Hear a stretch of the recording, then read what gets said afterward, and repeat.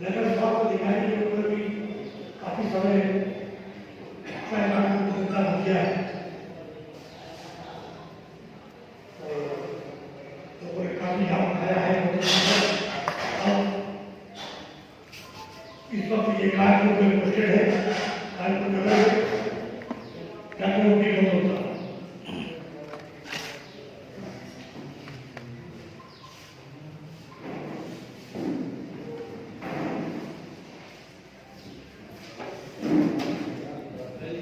बहुत बहुत साधुवाद बड़े भाई विदेशी साहब। आज ये जो कार्यक्रम पीडब्ल्यूडी के प्रांगण में हो रहा है, इस कार्यक्रम में हमारे बीच में मंचस्वी हमारे मुख्य अतिथि बड़े भाई इंजीनियर चंद्र साहब और कार्यक्रम की अध्यक्षता कर रहे गंगा किसान संस्थान के उपनिदेशक बड़े भाई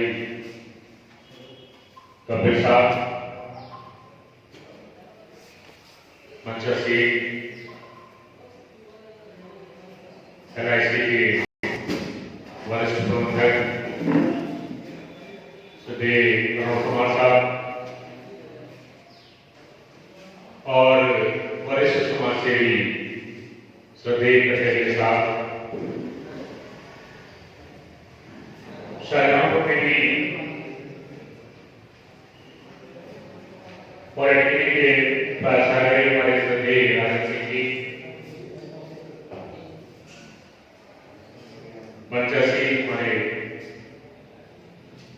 अतिथि लोग। आज ये पुस्तक के विमोचन के कार्यक्रम के उपलक्ष्य में सभी लोग जो मौजूद हैं यहाँ पर इकट्ठा है, इस कार्यक्रम में सभी लोगों को बहुत बहुत हार्दिक अभिनंदन, स्वागत, बहुत बहुत बधाइयाँ। और सबसे बड़े बधाई के पात्र हमारे श्रद्धेय हाफिज साहब, जिन्होंने पुस्तक हमारे लोक नायक राष्ट्र नायक परम पूज्य बोधिसत्व बाबा साहब के ऊपर पुस्तक लिखी। बहुत बहुत बधाई के पात्र हैं, साधुवाद के पात्र हैं। इस जमाने में हमारे विभिन्न धर्मों में जन्मे हमारे संत महापुरुष, उनकी वाणी को एक समय ऐसा हुआ करता था कि वो गुरु शिष्य परंपरा के तहत उनकी वाणी आगे बढ़ती थी। समय बदला, इसका दारोमदार जिसके हाथ में था, जो ये साहित्य लिखा करता था, जो महापुरुषों की वाणी लिखता था, उसकी कलम ने, उनकी मानसिकता ने भी कुछ समाज के साथ न्याय नहीं किया। शायद इसी वजह से उन महापुरुषों ने, जिन्होंने समाज के लिए, देश के लिए बहुत कुछ किया, शायद उनका योगदान जो समाज को देखना चाहिए वो नहीं दिखा। उनकी कृतियों को, उनके साहित्य को, उनकी पुस्तकों को, उन पे कुछ लिखा नहीं गया ताकि हमारा समाज कुछ समझ सके, जान सके। उनको एक समाज में एक दायरे में बांध दिया गया। बड़े अफसोस की बात। आज हम सब लोगों को एक समय ऐसा है कि केवल बात नहीं करनी है, उनके विषय में चर्चा नहीं करनी है। अब समय आ गया है कुछ करके गुजरने का, एकजुट होकर के कुछ करने का, गुजरने का। बस ये समय आ गया है। हम सभी लोगों से यही निवेदन करना चाहेंगे, एक अपील करना चाहेंगे कि ये समय चर्चा करने का नहीं है, ये समय महापुरुषों जो हमारे राष्ट्र के नायक रहे हैं, उन्होंने जो किया है, जो बताया है, उस पर चल के कर गुजरने का है और सबसे पहले एकजुट होकर के उस पर कुछ कर गुजरने का है। क्योंकि हमारे बीच में और भी पत्रकार मौजूद हैं, मैं इन पर अपनी वाणी को विराम देता हूँ। सभी को सादर नमो जय भीम, जय भारत, जय संविधान, खुदा हाफिज। हमारे बीच में इंजीनियर इंद्रेश ध्यान जी साहित्य अभियंता पीडब्ल्यूडी है, निवेदन करूंगा कि बारे और बाबा साहब के जीवन पर संक्षिप्त में पता चले उद्देश्य है।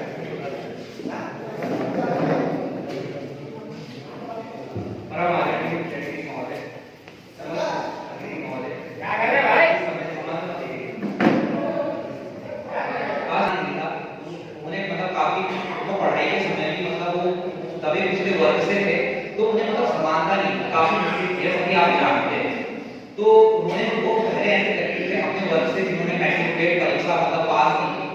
फिर आप ये देखिए अपने वर्ग से तो पहले थे जो मैट्रिक परीक्षा पास की, लेकिन फिर उन्होंने वो पहले ऐसे व्यक्ति थे जिन्हें डॉक्टरेट इकोनॉमिक्स में डॉक्टरेट मिली पूरे भारत में, केवल अपने ही वर्ष में नहीं पूरे भारत में। ये देखिए एक ऐसा व्यक्ति जिसे मतलब समानता का अवसर नहीं मिला अपने राष्ट्र में, वो एक ऐसा पहला व्यक्ति ऐसा था जिन्हें ये मिला।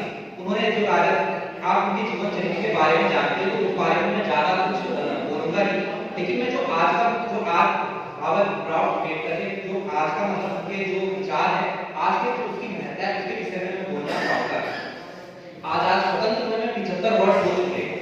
जैसे अभी पहले जो वक्त आया उन्होंने कहा था कि उनके संविधान का जो उन्होंने संविधान का निर्माण किया था, उसका जो मेन लक्ष्य है वो सामाजिक आर्थिक समानता है। लेकिन 75 वर्ष के बाद भी क्या हमारे देश में, हमें अपने पूछना चाहिए क्या हमारे देश में आज भी सामाजिक समानता सभी को है? तो उत्तर आप सभी जानते हैं। आज भी देखिए लोकतंत्र है, हमारे देश में लोकतंत्र है, लेकिन जिन देशों में लोकतंत्र नहीं है जैसे चाइना वगैरह, वो देश भी आज सबसे ज्यादा विकसित है। तो ऐसा क्या है कि मतलब हमारे देश में लोकतंत्र में जिसके उपरांत उन्होंने इतना सा संविधान लिखा, इतना सा संविधान के उपरांत मतलब पीछे रह जा रहे हैं। तो देखिए जो मेरा मानना है वो ये है कि जब तक हमारे देश में सभी को समान अवसर नहीं होगा, जब तक समानता चाहे वो जाति के आधार पे हो, चाहे वो धर्म के आधार पे हो और चाहे लिंग के आधार पर हो, हम सभी मतलब यहाँ पर समानता के विषय के बारे में चर्चा करें। लेकिन जो सबसे पहला प्रश्न है वो हमें खुद से पूछना चाहिए कि क्या हम हर जगह सभी को समान अवसर प्राप्त कर रहे हैं? अगर हम अपने घर में भी बात अपने घर में भी है तो क्या हम एक जो हमारे घर में बेटी है समान अवसर समान से एक जैसे हम एक लड़के को ट्रीट करते हैं उसे एक लड़के को अवसर देते हैं, क्या हम उतना ही अवसर एक बेटी को भी देते हैं? ये सब एक प्रश्न की बात है। मेरा मानना है कि जब तक हम सब मतलब इस पर चर्चा नहीं करते और जब तक मैं सभी लोगों को, सभी वर्गों को, सभी लिंगों को सबको समान अवसर नहीं मिलता तो तब तक हमें राष्ट्र नहीं बन सकते, चाहे कुछ भी बोल लीजिए।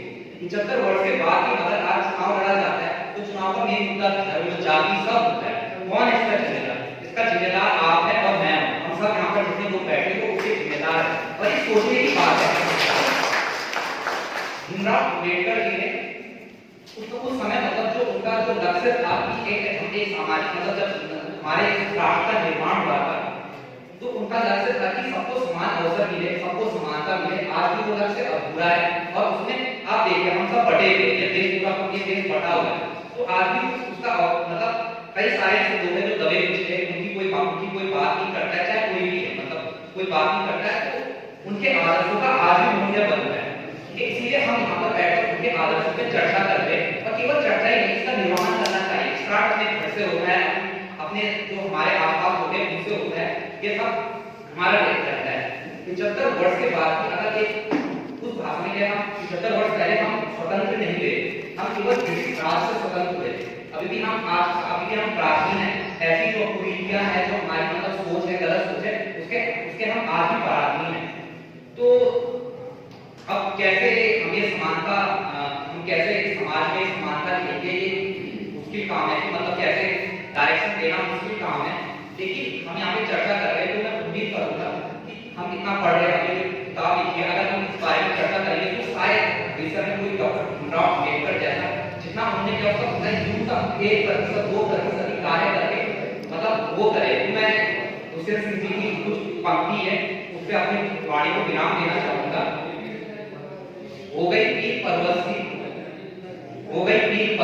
पिघलनी चाहिए, इस मारे से भी कोई गंगा निकलनी चाहिए, तेरे सीने में ना सही मेरे सीने में ही सही, कहीं आग लगनी चाहिए।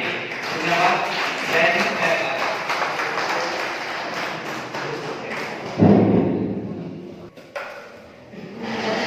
ये कहते हैं तो याद काफी समय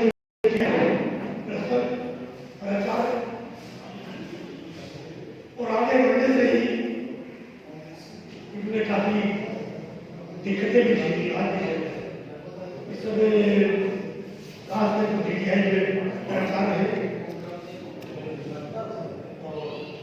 बाकी आप सब जानते हैं आदरणीय राजन जी।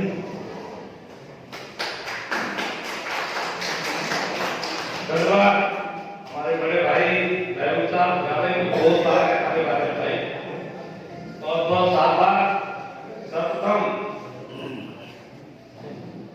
हमारे बाबा साहब भीमराव अम्बेडकर साहब को श्रद्धासुमन अर्पित करते हुए मंच पर आज के पुस्तक विमोचन कार्यक्रम की अध्यक्षता कर रहे हमारे डॉक्टर पी.के. कपिल साहब।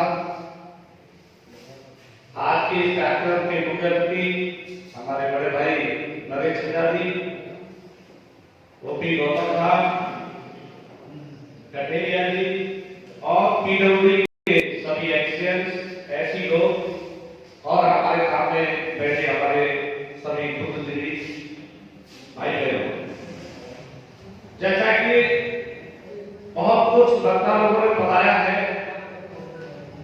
कि हमें बाबा साहब के विचारों से क्या सीख लेनी चाहिए। बाबा साहब ने कितनी मेहनत करके, कितना संघर्ष करके इस मुकाम पर संविधान बनाकर के हमको पहुंचाया है। उस बात को हम बहुत थोड़े कहकर के नहीं बता सकते, बहुत बड़ी बाबा साहब की जीवनी पर आप बोल सकते हैं।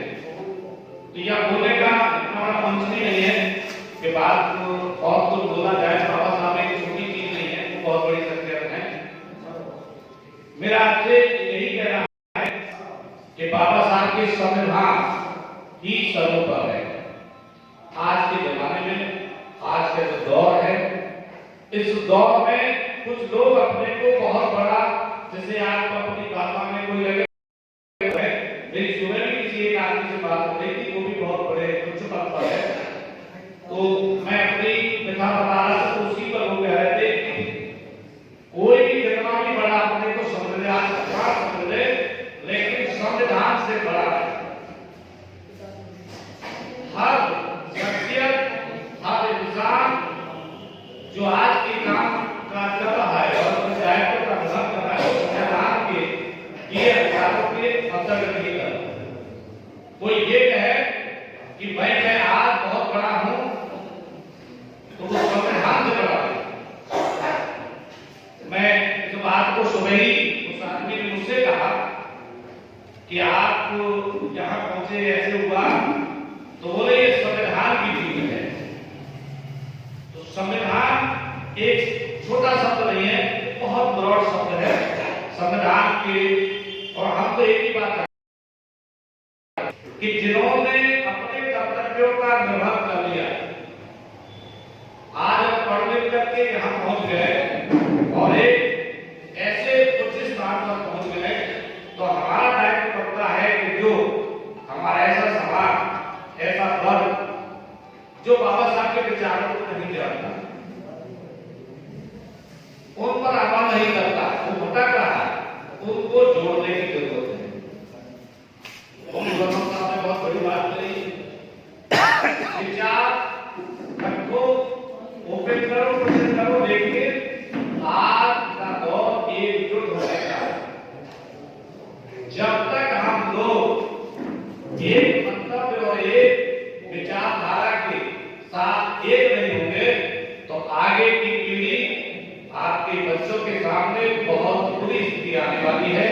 किया जय भीम जय भारत।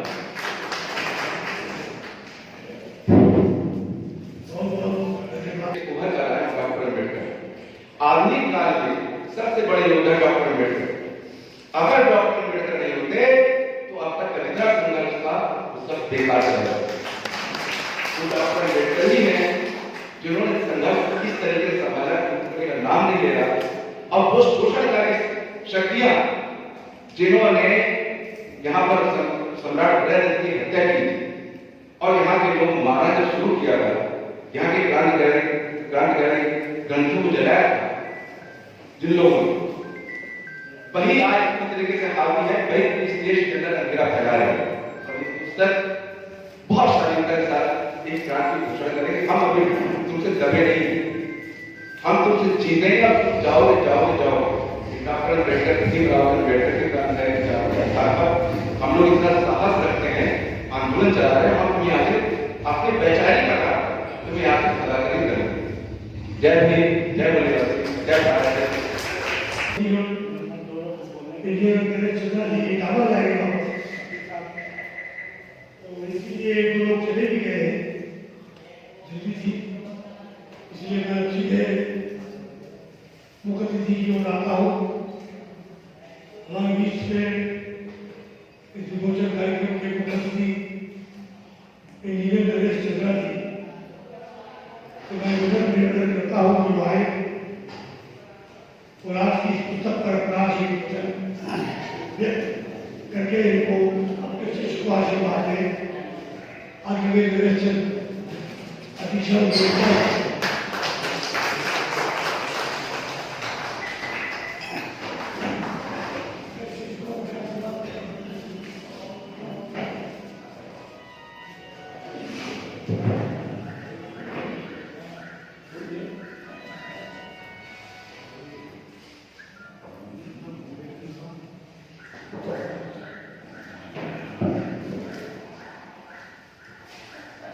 सम्मानित मंच, आदरणीय अध्यक्ष गुप्ता जी, देवी गुप्ता जी, कुमार जी, हमारे सहयोगता रहमान जी, ज्ञानी जी, आदरणीय जी,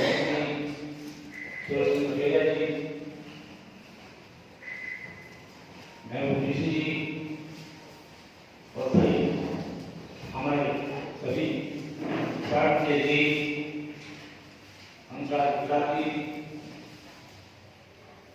और हमारे पीओटी स्टाफ और एक शहर से और दूर से आए हुए लेखक, शायर, बुद्धिजीवी और समाज के स्तर लोगों, आप लोगों का बहुत बहुत साधुवाद जो आपने इस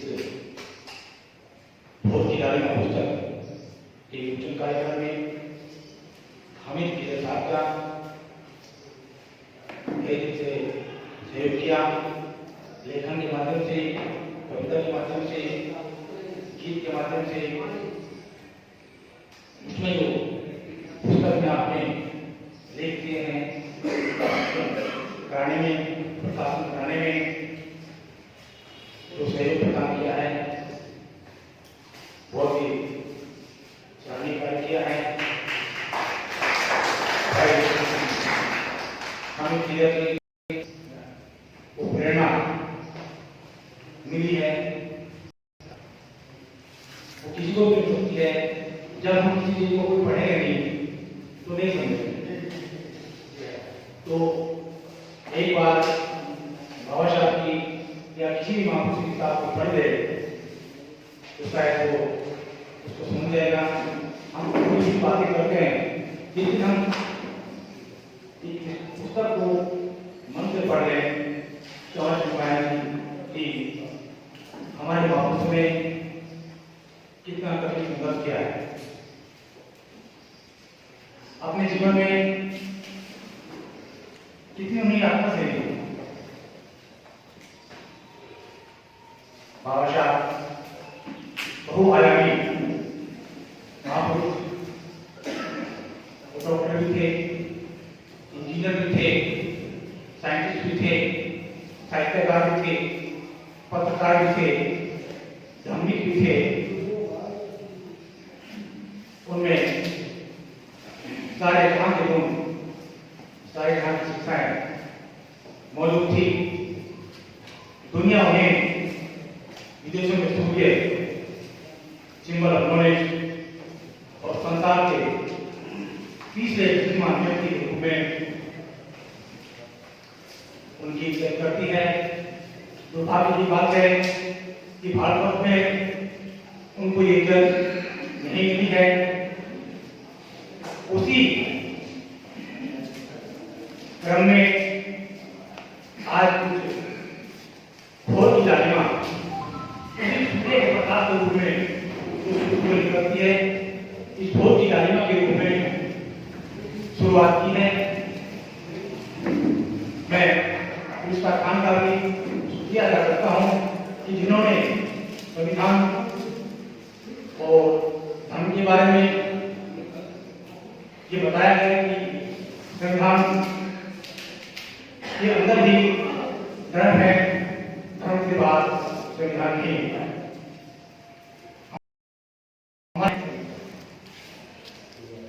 इसी से हमारा देश चलता है।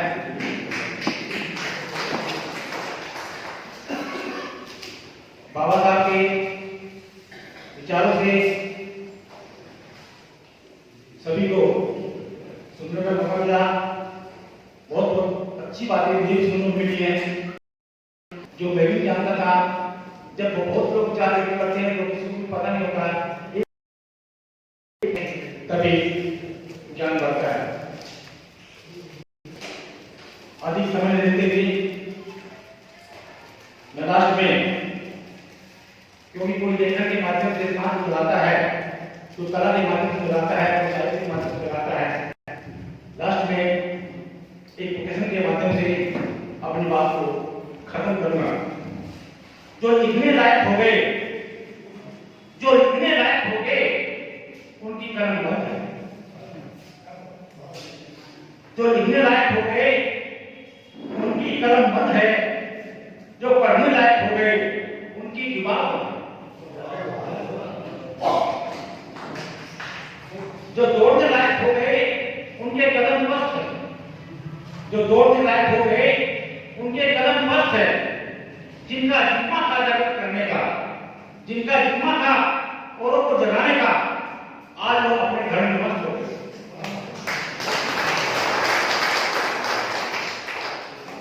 इतने लाचार, इतने नालायक तो नहीं थे, इतने लाचार, इतने नालायक तो वो नहीं थे कभी जिनके बारे, जिनके रास्ते बंद थे। इतने लाचार, इतने नालायक वो भी नहीं थे कभी जिनके सारे रास्ते बंद थे। स्वाभिमान टूटकर भरा होगा, शायद जहन में उनके स्वाभिमान टूटकर भरा होगा, शायद जहन में उनके लड़े थे जान से, लड़े थे जी जान से, वो संख्या में चंद थे। लड़े थे जी जान से, वो संख्या में चंद थे। स्वाभिमान मरा है तो समझो तुम जिंदा लाश हो।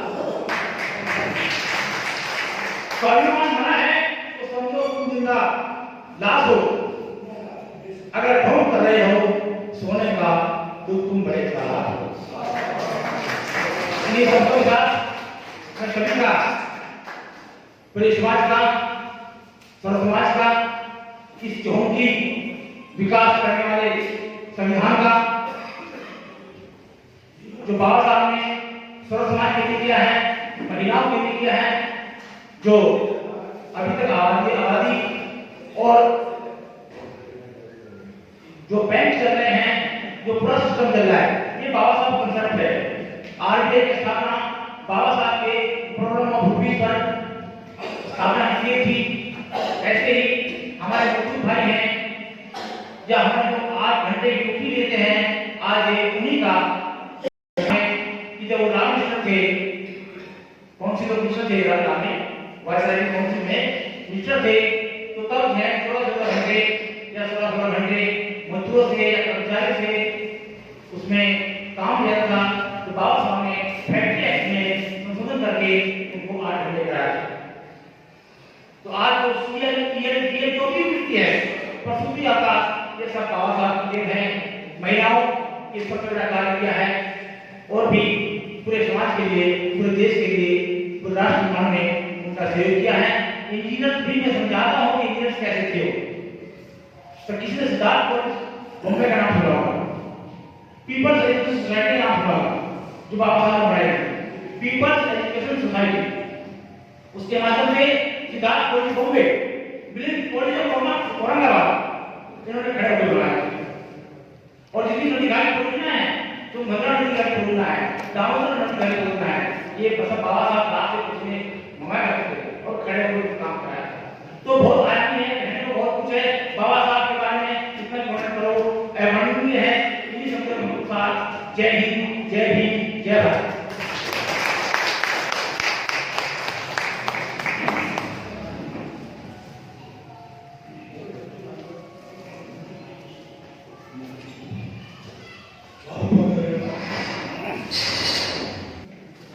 आज की अध्यक्षता कर रहे आदरणीय डॉक्टर पीके कबीर साहब, असिस्टेंट डायरेक्टर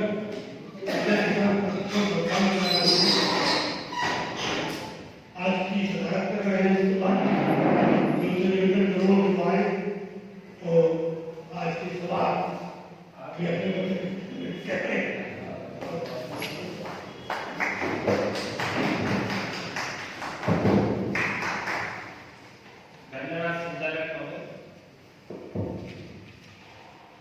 जैसा कि आज हम सभी लोग यहाँ पर उपस्थित हैं, नजर मेमोरियल सोसाइटी सहारनपुर के तत्वाधान में भोर की लालिमा नामक पुस्तक का जो विमोचन किया गया है, इस अवसर पर मंच पर उपस्थित इस कार्यक्रम के मुख्य अतिथि आदरणीय श्री नरेश चंद्र सर, जो इंजीनियर जावा में, मंच पर उपस्थित डॉक्टर साहब, आदरणीय राज्य शिक्षा आचार्य पॉलिटेक्निक सोलो में, आदरणीय अरुण कुमार सिंह जी जो senior branch manager LIC Saharanpur में इसमें कार्यरत है, और इस कार्यक्रम की संयोजक या अध्यक्ष आदरणीय वसीम इनायत साहब, उपाध्यक्ष असगर यासी साहब, और जिन्होंने इसे पूरा अपना समय और अपना आर्थिक हमीद विजय साहब, क्योंकि उन्हें जिनसे प्रेरणा मिली वो आज इस कार्यक्रम के मुख्य अतिथि हैं। मैं सभी लोगों को बहुत ही बधाई देता हूँ। एक ऐसा कार्य किया है भोर की लालिमा, जिसमें बाबा साहब के संघर्ष एवं जो भी उनके कार्य हैं उनको इसमें संलग्न करके जन जन तक पहुँचाने का कार्य है। और ये बहुत ही ऐसा समय है जिसमें बहुत ही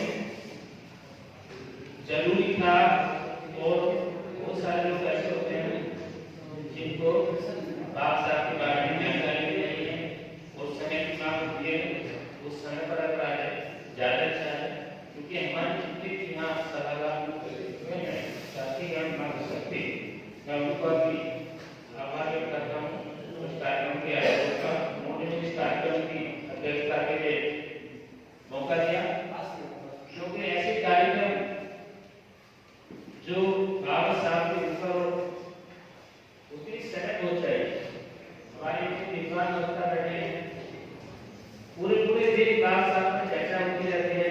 इसीलिए ये ग्रंथ के रूप में ये कार्य किया गया है, उतना समय की नहीं पाठ तो घर बैठे इसको जरूर पढ़ेगा। निश्चित है जिसने भी पढ़ा उसके दिमाग की कबाड़ी खुलेंगे तो बाबा साहब के बारे में क्या है कि उनका कैसा क्या हमारे देश के लिए इसके लिए उन्होंने किया। जबकि कभी भी उन्होंने किसी समुदाय की बात की, सभी करके सभी समुदाय की बात की, वो सभी को ध्यान में रखा। चाहे कोई भी धर्म हो, उसे पूरा काम लगा कि संविधान का निर्माण किया। ऐसा संविधान सबसे बड़ा हमारे देश में स्वीकारने की ओर, फिर भी कुछ लोग यहाँ के ऐसे हैं जो उस संविधान पर न चलकर उसको दूसरी तरफ ले जाना चाहते हैं। इसी के माध्यम से भी हम लोग को सजग और एक चौकीदार के रूप में उसकी निगरानी करनी होगी, जिसमें उसको बिल्कुल भी छेड़खानी करने से रोकता हो, क्योंकि समय बिल्कुल नजदीक है, कुछ भी हो सकता है। सजग रहना है और इस पुस्तक के माध्यम से जो भी हमारे बुद्धिजीवी हैं और जो भी युवा पीढ़ी है, पढ़ेगी इसी तरह जानेगी और ऐसे समय पर संविधान पर दुनिया आने लगेगी। ये निश्चित है, क्योंकि आने वाला समय बड़ा गड़बड़ है, क्योंकि अभी से बहुत दिक्कतें होती हैं सभी लोगों को। अभी हमारे साहब ने बताया, संचालक महोदय ने बताया कि अगर संविधान जिंदा है तो हम भी जिंदा है। जो ये अधिकार हमको मिला है संविधान से मिला है, और जो हम आज हम बात कर रहे हैं संविधान में तो बात कर रहे हैं, पर संविधान में बात करने का भी मिला मुश्किल है।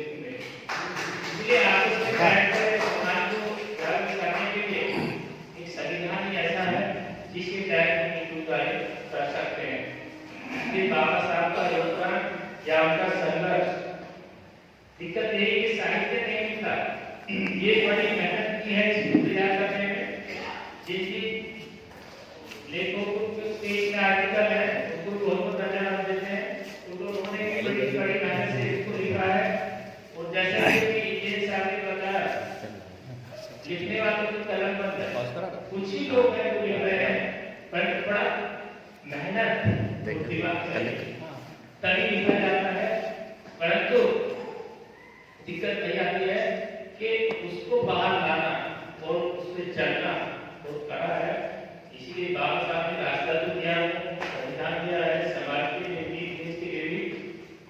हमें उससे चलने की आवश्यकता है, न कि हम केवल जाने, हम उसको करें, तभी हम आगे बढ़ सकें, तभी समाज को आगे बढ़ा सकें, आने वाले पीढ़ी को आगे ले जा सकें। क्योंकि जो युवा जनरेशन है ऐसे बाबा साहब से बड़ा दूर रखा, तो ये जरूरत है कि बाबा साहब को भी पढ़े और जो हमारे ऐसे महापुरुष हैं उनको भी जाके पढ़े, हमको एक संघर्ष कर सकते हैं, अपना अधिकार ले सकते हैं। वरना आप इसके बैठे गए तो कुछ नहीं होने वाला, निश्चित हम पीछे जाएंगे और दिक्कत आएगी। मैं सभी को पुनः धन्यवाद देता हूँ, क्योंकि सभी लोग यहाँ पर इकट्ठा हुए हैं और पूरा हमारे क्योंकि इस पुस्तक को पढ़ेंगे, उसमें सब कुछ जानेंगे, और जितने भी हमारे विद्वानों ने बात की है मैं उनका बहुत धन्यवाद देता हूँ। हमें उससे आगे चलना है, लाभ करनी है, तभी हम सफल होंगे, बना पूरी दिक्कत हो सकती है। बहुत बहुत धन्यवाद संचालक महोदय को भी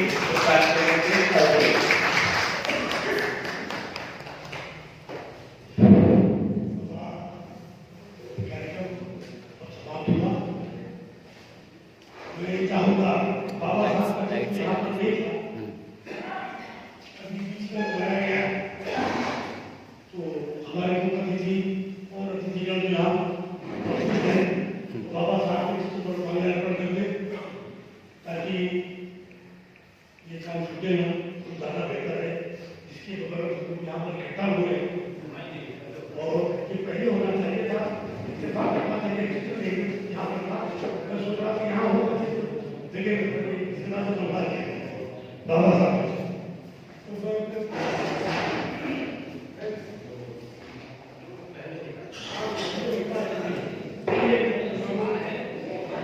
चलिए हम मैं दो मिनट का अनुभव समझ आपको कि हमारे यहाँ पर कुछ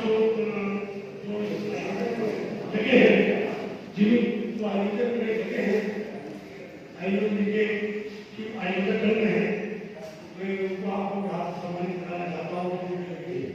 तो सभी साहब आए और अपने साथियों को भी आयोजन करता है तो सही और उनको सम्मानित करा। बोर्ड की लालिमा दोस्तों का आपके हाथों में है, इसका आपके विमोचन किया गया। इस किताब में जिन लोगों ने अपना लेखन के लिए और तरह के लिए योगदान दिया है उनको नजर मेमोरियल सोसाइटी का अपना एक सम्मान पत्र और शाल बढ़ा कर उनका सम्मान किया जाती है। हमारे देश के साथ यहाँ मौजूद है, उनका नाम लिखा और हमारे मेहमान को सम्मानित करेंगे सर्टिफिकेट के साथ। सबसे पहला नाम जो जिसका बड़ा योगदान है और किताब दिखाई दी गई है ये बाइलिंगुअल किताब है। ये बोर्ड की लालिमा इधर से विमोचन हुआ, इधर से इसका विमोचन नहीं हुआ। इसका बड़ा हिस्सा जनाब नवाब रशीदी महमूद साहब की मेहनतों का नतीजा है और एक बहुत तवील पहले से उनकी मज़ामीन इसमें मौजूद है जिससे वो उर्दू का पोर्शन कंप्लीट हो सका। आज हमारे बीच नहीं है लेकिन उनके भाई सोहेल साहब हमारे बीच में उनसे गुजारिश करूँगा वहीं पर आए और नवाब रशीदी का जो सम्मान है वो मैं मुख्य अतिथि डॉक्टर दलील से उनकी गुजारिश करूँगा सर्टिफिकेट के साथ शामिल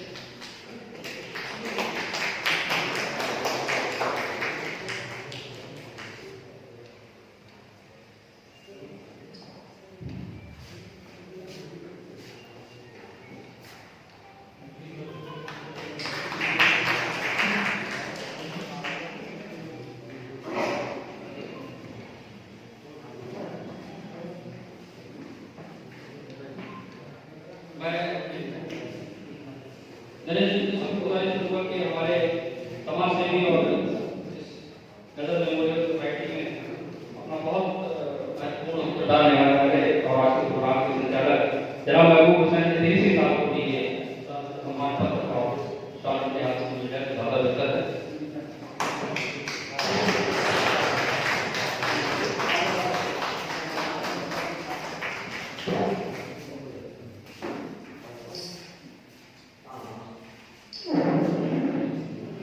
हमारे विशेष अतिथि का कपड़ों से मैं चाहूँगा कि अक्सर याकूब साहब का सम्मान हो और सम्मान मिले।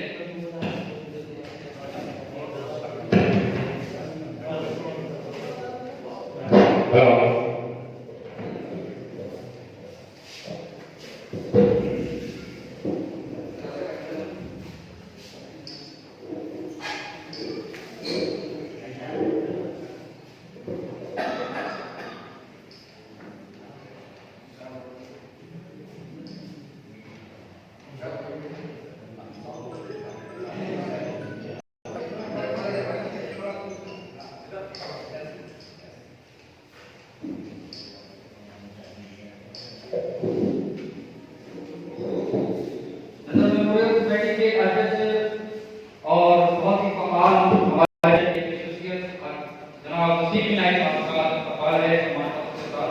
मैं गुजारिश करूंगा कि के कबूल जी से और प्रेसिडेंट का सम्मान किया जाए सम्मान पत्र के साथ और जोरदार ताली का प्रकाश दीजिए। हमारे काफी हिस्सा है और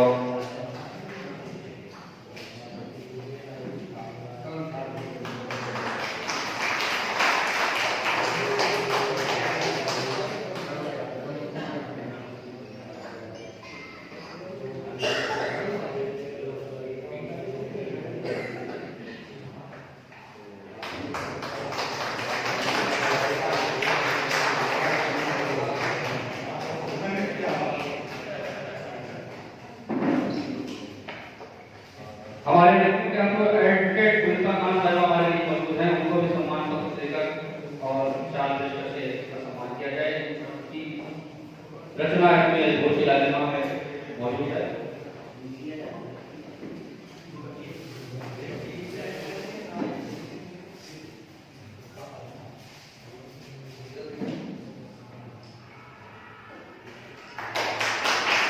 इसी तरह डॉक्टर मलिक स्वागत करूंगा और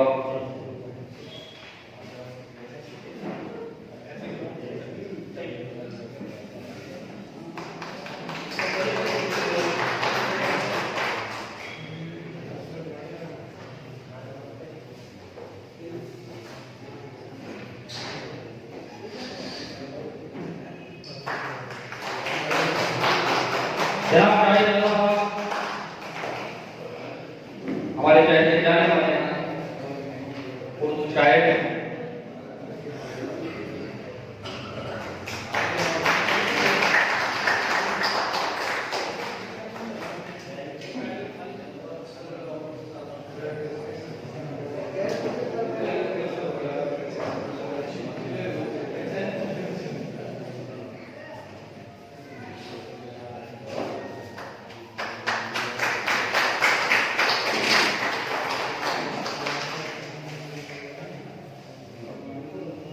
भोर की लालिमा के संग्रहकर्ता और जिनकी मेहनतों का नतीजा है ये भोर की लालिमा और नजर मेमोरियल सोसाइटी के महासचिव हमीद सुंदर साहब का इस्तकबाल भी सम्मान पत्र और शॉल के साथ सजाता हूं। हमारे मुख्य अतिथि और अतिथि साथ करें एक बार जोरदार तालियों के साथ हमीद सुंदर भाई साहब।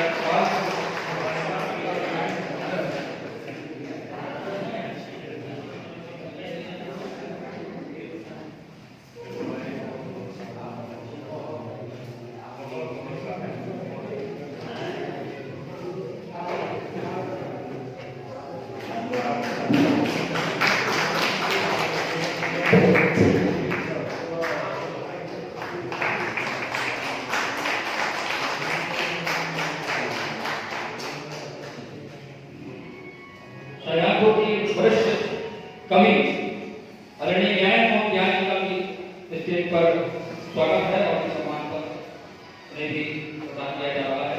भोर की लालिमा में आपका भी आर्टिकल मौजूद है, जोरदार तालियों से स्वागत कीजिए।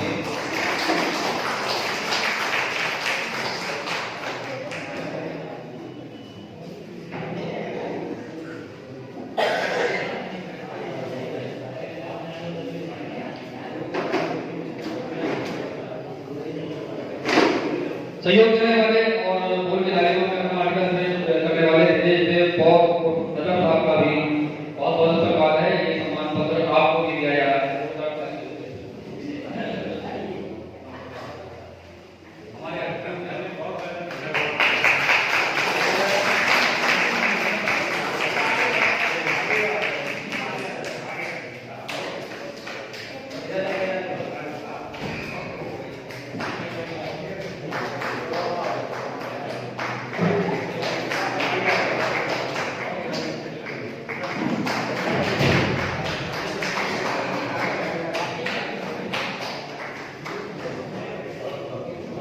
हमारे पत्रकार बंधुओं में इस वक्त राजीव हुसैन भाई साहब राष्ट्रीय सहारा उर्दू से मौजूद हैं। उनका भी इस्तकबाल सम्मान पत्र के साथ होना है।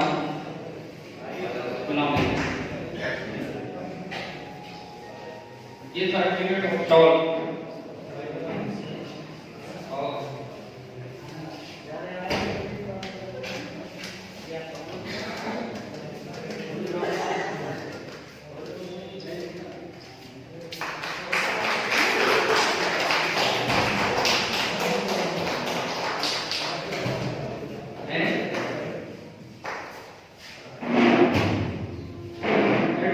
सुधाकर तिवारी जी को भी सम्मानित करें।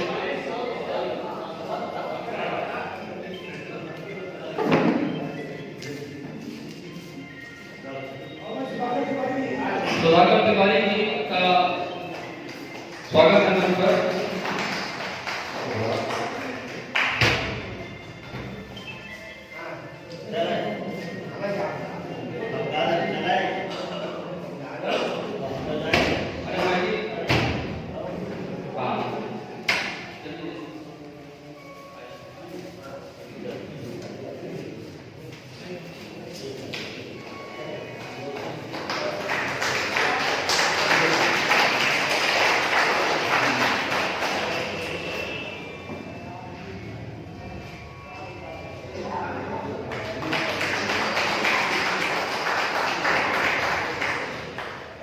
इंजीनियर कुमकुम वर्मा जी का भी स्वागत है। उनका भी आर्टिकल इसमें है। भोर की लालिमा को सियासत में पहुंचाने के लिए आकर इन सबका योगदान है। तमाम सब के साथ आपका स्वागत है।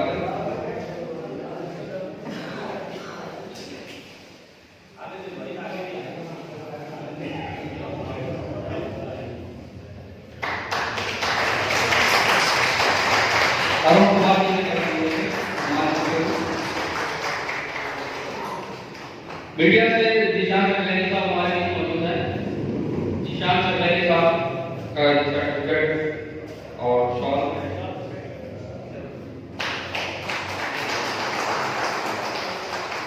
ये जिशान भाई ये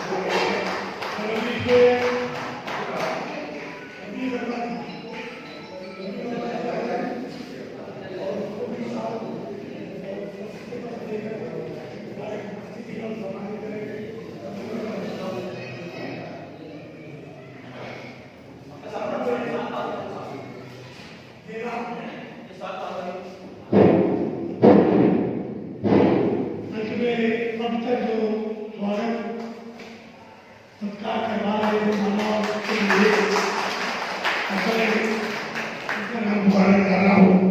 ईश्वर सलीम साहब हमारे मुख्य अतिथि और आज की अध्यक्षता कर रहे अतिथि हमारे घोष ईश्वर साहब को सलीम ईश्वर साहब को सम्मानित करेंगे मानव।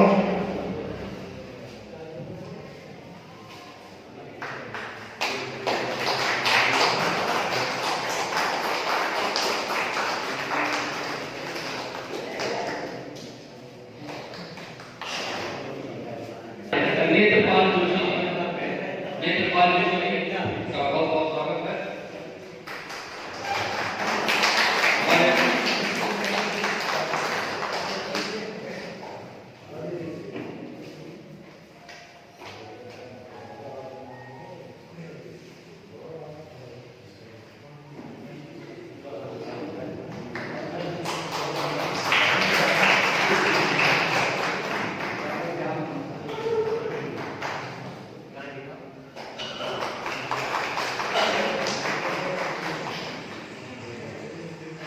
सभी अतिथियों और